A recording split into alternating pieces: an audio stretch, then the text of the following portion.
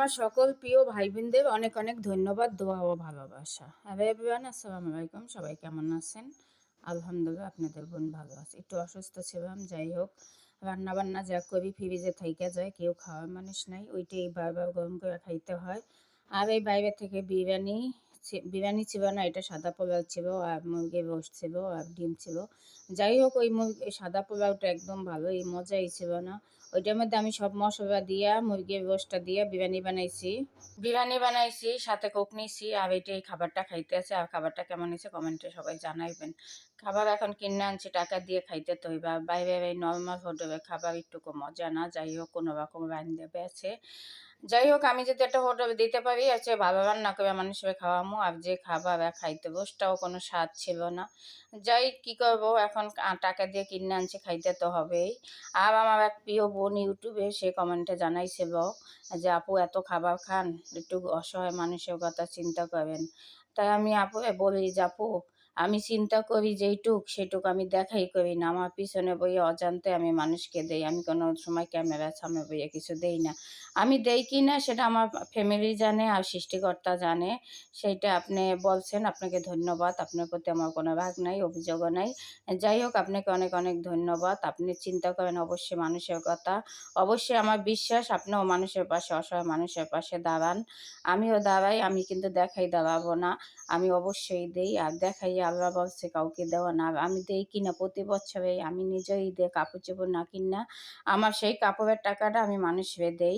সেটা আমি কারো কাছে বইলাও দেই না, দেখাইও দেই না, কিছু করে দেই না। যাক আপু, আপনাকে অনেক অনেক ধন্যবাদ। আর আমার সকল প্রিয় ভাই বোনদের যারা আমাকে কমেন্ট করেন, হ্যাঁ, তাদের অনেক অনেক ধন্যবাদ। আর যারা ইউটিউবে একটা লাইকও দেন না, একটা কমেন্টও করেন না, সেই ভাই বোনদের বলি ভাইয়া, আপনি আমার ভিডিওটা দেখেন, ধাক্কা দিয়ে যান, একটু কমেন্ট আর একটু লাইক দেবে কি হয়।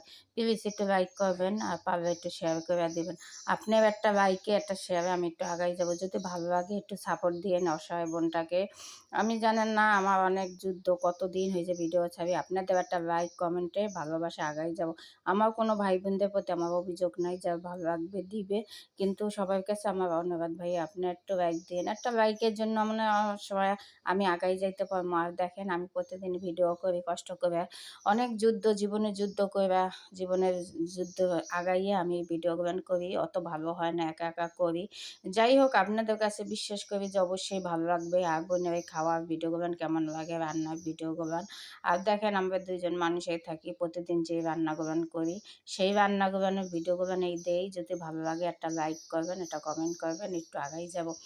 যাক, যদি ভালো লাগে আপনাদের সাথে আমার ফেসবুকের প্রিয় ভাই বোনরা আমার যারা লাইক কমেন্ট করেন, অনেক অনেক ধন্যবাদ। অনেক লাইক করে, কমেন্ট করে, সেই ভাইগুলান আমার প্রিয় ভাইগুলান আমার সবসময় সাপোর্ট দেয়। সেই ভাইগুলানের অবদান আমার সবসময় থাকবে, সেই ভাইয়াদের। আর সেই ভাইয়াদের জন্য আমার অন্তর থেকে দোয়া। আমার সকল প্রিয় ভাই বোনদের জন্য দোয়া। যে যেখানে থাকুক, ভালো থাকুক, সুস্থ থাকুক।